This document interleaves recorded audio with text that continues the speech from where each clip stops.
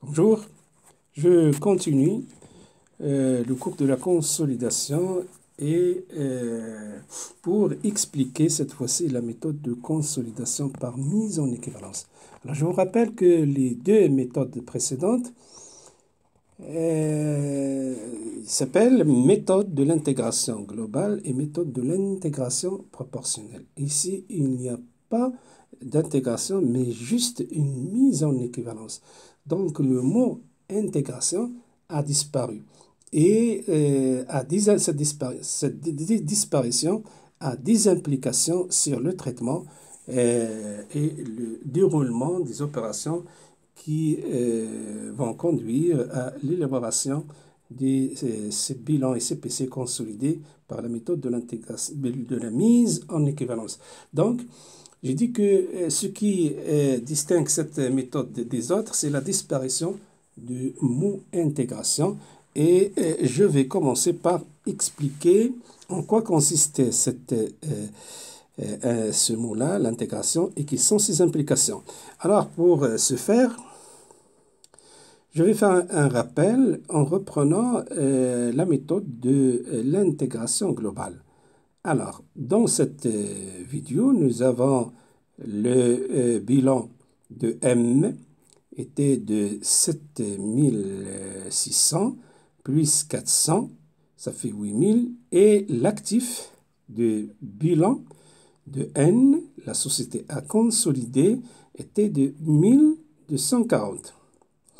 Et l'actif du bilan consolidé MN était de 7600 plus 1240 et non pas 8000 plus 1240. Pourquoi donc il n'y a pas d'intégration, hein? Il n'y a pas de reprise des titres. Pourquoi? Pour éviter la double comptabilisation. Je m'explique. Je répète, l'actif du bilan consolidé MN égale 7600 plus 1240 et non pas 8000, la totalité y compris les titres, plus la totalité de l'actif de N. Alors, nous n'avons pas repris la totalité des deux actifs pour éviter la double comptabilisation des titres. Parce que les titres se trouvent dans l'actif de M avec 400, et se trouvent dans l'actif de N. Si on le regroupe, donc ils seront comptabilisés deux fois. C'est pourquoi il faut supprimer les titres et les remplacer par leur valeur. Pour la mise en équivalence, il n'y a pas d'intégration. On ne reprend pas les éléments d'actifs de N. Donc, il n'y a pas de double comptabilisation des titres.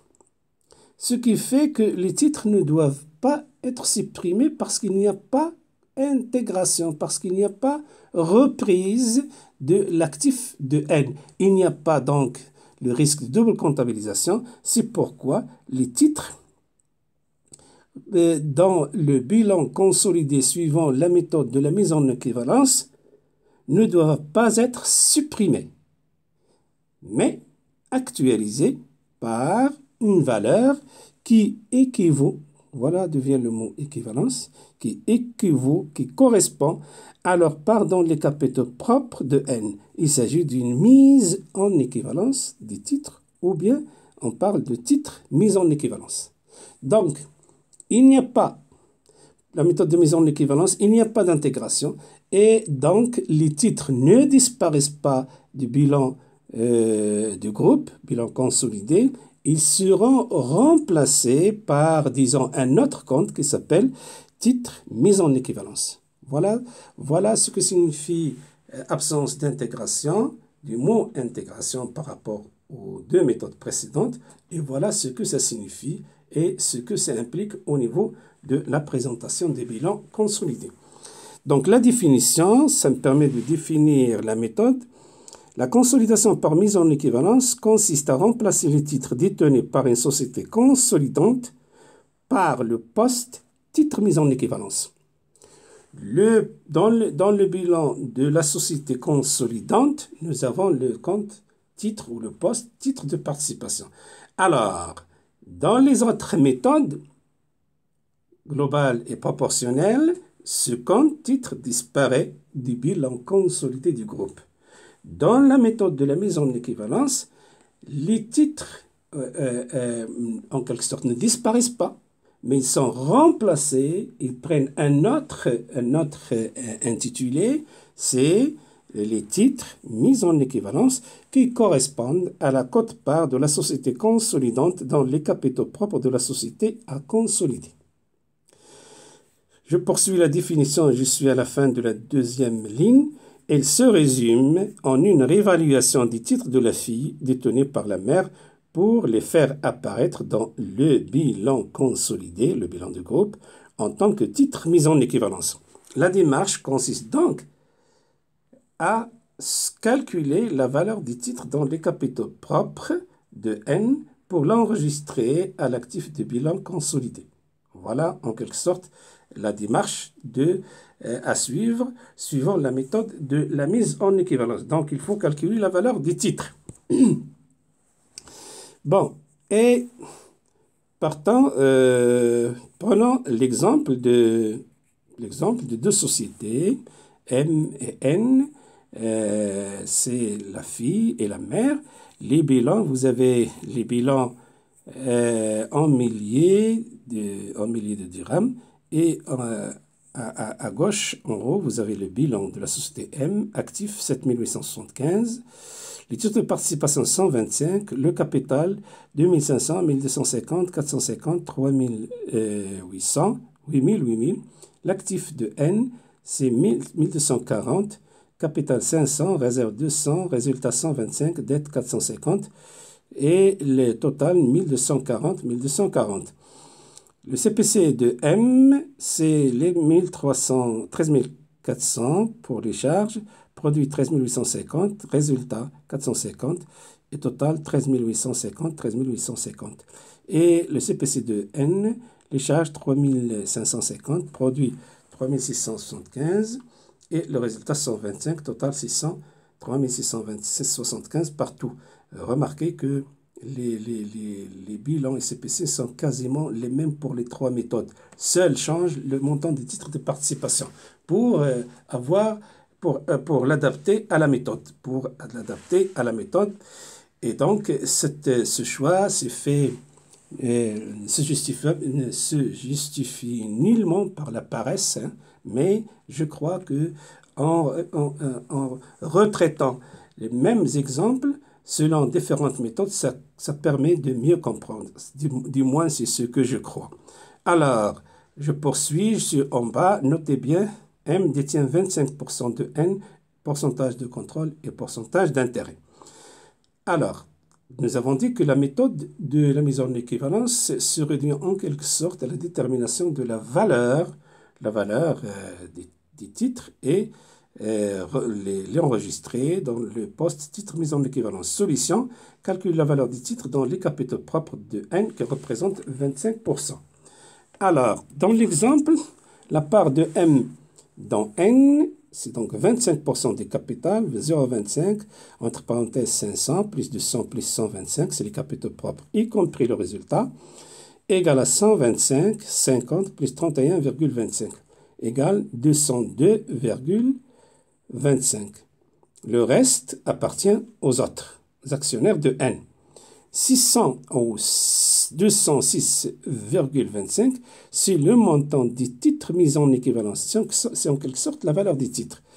Et c'est la part de M dans les capitaux propres de N qui peuvent être calculés d'une autre manière. C'est-à-dire, et vous l'avez en milieu, juste en haut, titres mis en équivalence égale capitaux propres de N divisé par le nombre de titres de N multiplié par les titres N détenus par M. C'est en quelque sorte la valeur mathématique des titres.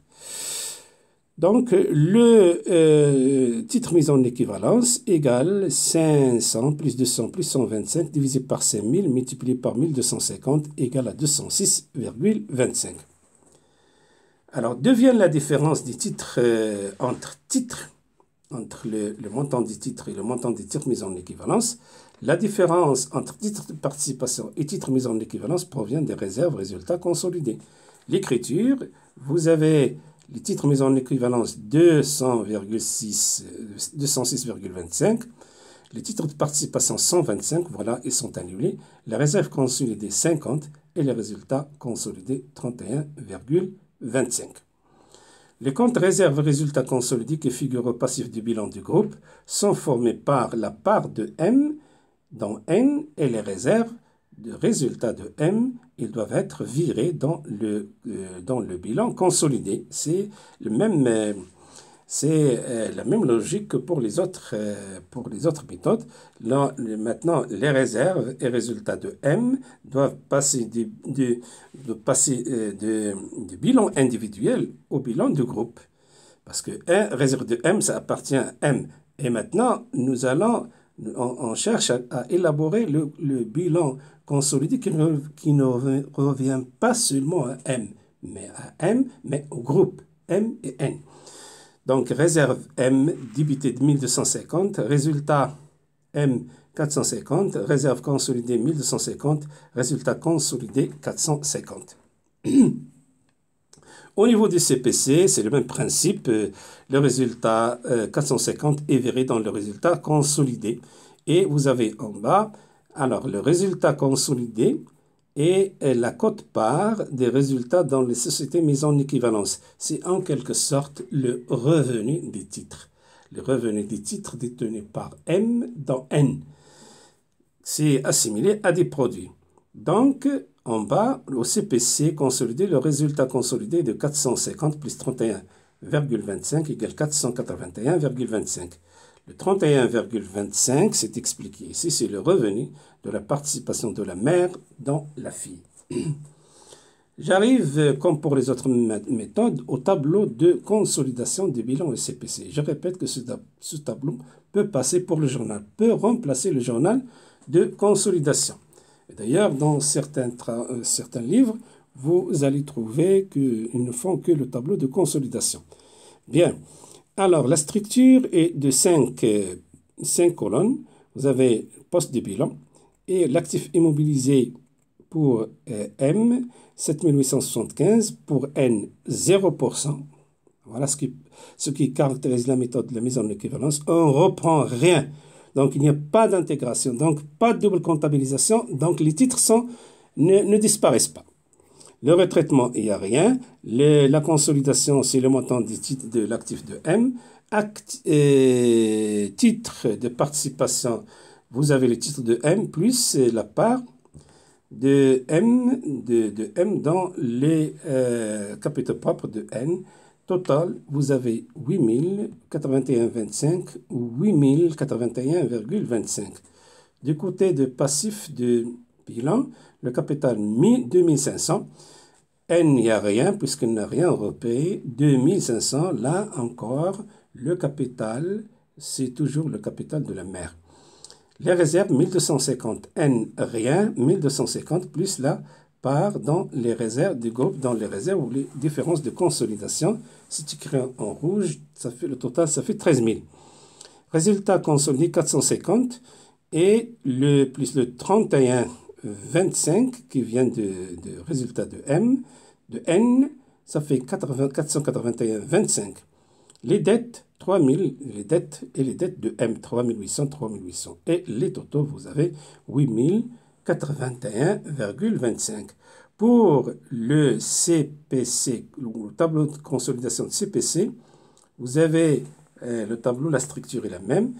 Les charges, la totalité des charges de M, 0% des N, pas de retraitement.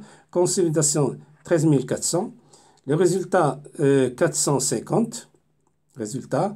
Le retraitement, 31,25. Et donc, ça fait 481,25. Les totaux, c'est 13 850 plus 31,25. Le retraitement égale 13 881,25. Les produits, 13 850 et 13 850, c'est le montant qui va figurer dans la colonne de consolidation. La quote-part qui figure au passif du CPC consolidé, ou la quote-part des de M dans le résultat de N, 31,25, ça fait 31,25, le toto, 13 881,25 et 13 881,25. Bien, maintenant, le bilan consolidé. Alors, l'actif, il y a l'actif de M et les titres mis en équivalence. Les titres mis en équivalence, c'est l'équivalent du titre de participation dans le bilan de la mère. Capital, toujours, absolument toujours, le capital de la mère. Les réserves consolidées, 1300. Les résultats consolidés, 450 plus 31,25 égale 481,25. Les dettes sont les dettes de M. Et le total, 8081,25, 8081,25. La remarque, les titres de participation mis en équivalence 206,25 égale 125 plus 50 plus 31,25. Pardon. Le CPC consolidé, les charges de M, les produits de M, résultat consolidé, c'est le résultat de M plus la quote-part des résultats de N qui revient à M, ou ce que nous avons appelé le revenu de titre de participation. Voilà. Notez bien, la consolidation par mise en équivalence consiste à remplacer les titres détenus par une société consolidante par le poste des titres mis en équivalence correspondant à la quote-part de la société consolidante dans les capitaux propres de la société filiale. C'est la fin. Merci de votre attention.